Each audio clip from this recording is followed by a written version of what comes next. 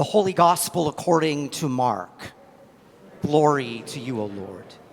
When Jesus had crossed again in the boat to the other side, a great crowd gathered around him, and he was by the sea. Then one of the leaders of the synagogue named Jairus came, and when he saw Jesus, fell at his feet and begged him repeatedly, "My little daughter is at the point of death. Come and lay your hands on her so that she may be made well and live." So Jesus went with Jairus. And a large crowd followed Jesus and pressed in on him. Now there was a woman who had been suffering from a hemorrhage for 12 years. She had endured many physicians, much under many physicians. She had spent all she had, and she was no better, but in fact had grown worse. She had heard about Jesus, and she came up behind him in the crowd and touched his cloak.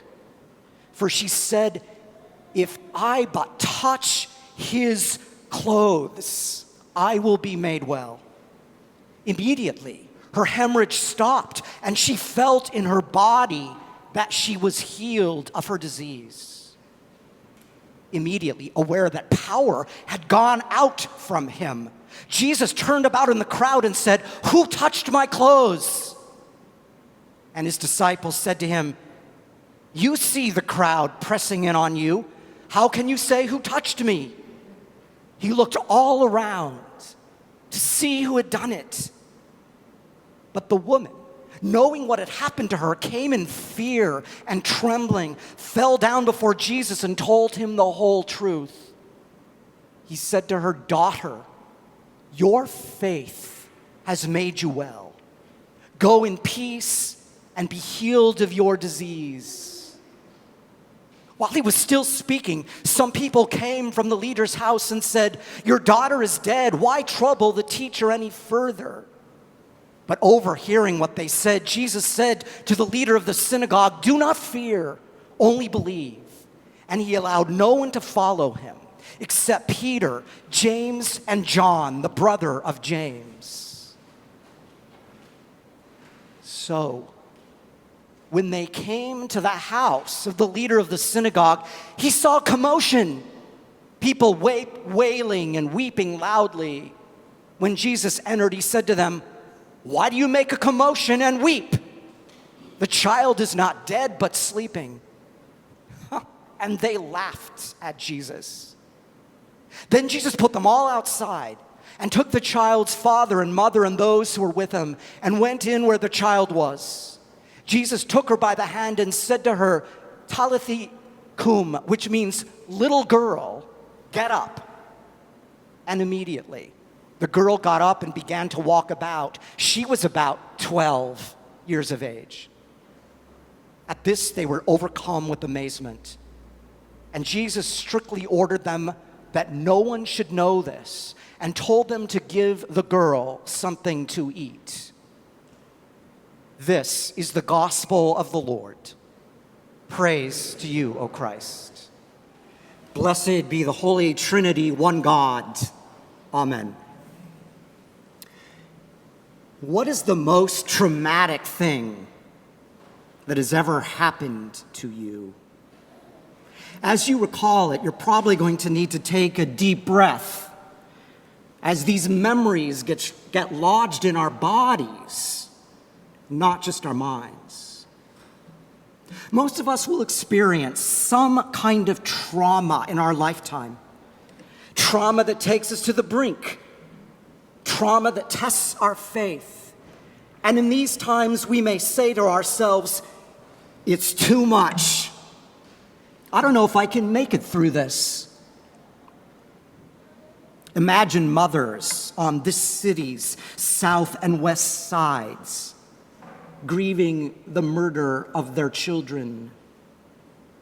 Imagine the relatives of those missing holding vigil after the collapse of the condo building in the Miami area just a few days ago. Maybe you remember the moment that everything in your life changed in an instant. The doctor's diagnosis, the call or knock on the door telling of the accident, the beloved who says, "It's over, I don't love you anymore," the person who violated your body without your consent, or the death of a loved one that ripped out your heart. Sometimes we experience trauma as a community, such as the pandemic. And I suspect that the recovery and the time of healing has only begun. Our first reading from Lamentations comes out of a traumatic communal experience. In 587 BCE, the Babylonians smashed the walls of the community's beloved Jerusalem and burned down the temple. Jerusalem in Lamentations is personified as daughter Jerusalem, and we'll come back to daughter in a moment. Now, this is the only time that little biblical book of Lamentations even appears in our lectionary. But I wonder how many of us could even say a few things about that book. I guess I won't bring a microphone down and see if we pass the Lamentations test. Although the reading that we heard today is very hopeful and quotes the beloved hymn, "Great is your faithfulness," whoa, the context of Lamentations is anything but cheery. The book of Lamentations was written by people who had survived an unimaginable trauma. It's for people who have lost everything they relied on for comfort and security. Suddenly, life makes no sense anymore. It's all too much. And I noticed a couple days ago a very shocking verse right before today's readings. "My life was bereft of peace. I forgot what happiness was." To those who claim that everything that happens to us must be God's will, our gospel makes clear that God does not will human trauma or suffering or death. Now, today we've got what I'm calling a Mark sandwich, one story inside another. The gospel writer Mark uses this device often, so there must be a reason for it. Now, both scenes have traumas and crowds pressing in on Jesus and the healing power of touch. The first character is Jairus. Jairus, the respected, possibly wealthy synagogue leader. He's at his wit's end. He begs Jesus to come and lay hands on his 12-year-old daughter who is near death. There's that word again, daughter. Now, parents who have faced a life-threatening illness of a child know this kind of trauma. The second character is an unnamed woman. For 12 years, she has suffered from a flow of blood. Religious sensibility at that time declared that she was unclean. We could say she faced religious trauma, being ostracized, marginalized, and separated from the community. One of our own members who worships at HT Loop, Brooke Peterson, wrote her doctoral dissertation on religious trauma, especially as experienced by LGBTQ people. If you are transgender, for example, and told you are a freak or rejected by God, it takes a toll on your body and soul. No wonder welcoming congregations And pride events and pride marches are so important because they proclaim the dignity and the worth of all, especially those considered outcasts or on the margins of society. So back to the unnamed woman. Now, she had tried doctors to no avail. She was out of cash. But amid the great anonymity of a crowd, and we know what that's like, something causes her to be bold, to reach out and touch Jesus' cloak when he's not looking. And Jesus feels power. Jesus feels energy leave his body to hers. And he asks, "Who touched me?" We imagine the woman sheepishly trembling and admitting that she did it.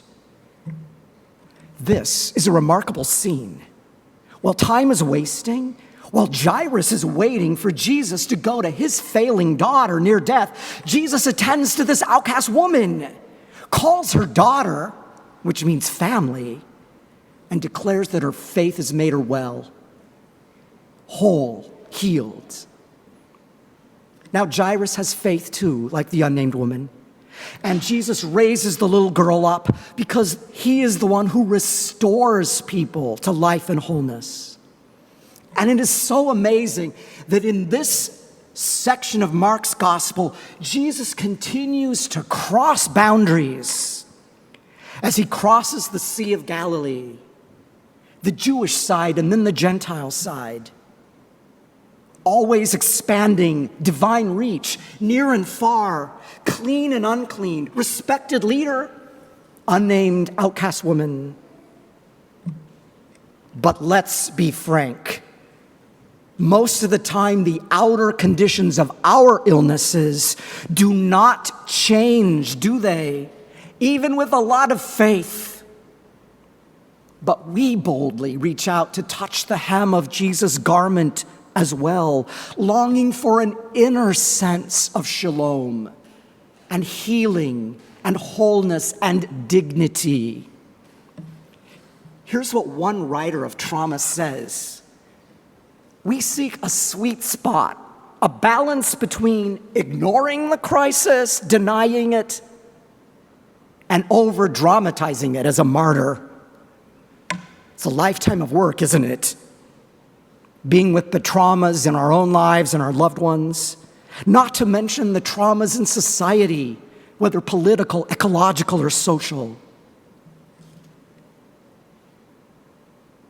While I was in my hometown of Longmont, Colorado, a couple weeks ago, Ernest and I visited one of the true saints in my life, 94-year-old Jean Larson.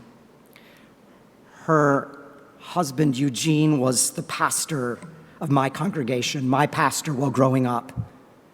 Together, their kind, open-hearted, and supportive presence was central to my call to ministry. But quite honestly, they were deeply loved by everyone. Now, 94-year-old Jean has lived through her own traumas.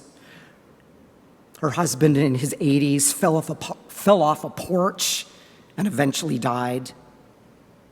She buried an adult child following a bout with cancer. And there were other challenges as well. When I asked Jean what wisdom she could share about growing older gracefully, you know what the first thing she said was? It was advice from her sister over 100. Laugh often. I think that's the best part of my sermon today.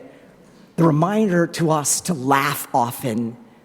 But then she added that for her, she's able to face life's hardships when everything is too much, because she knows she is held by divine grace. And I'm sure she could attest to this beautiful line from today's psalm: weeping may spend the night, but joy comes in the morning. Dear community, sometimes life is too much, isn't it?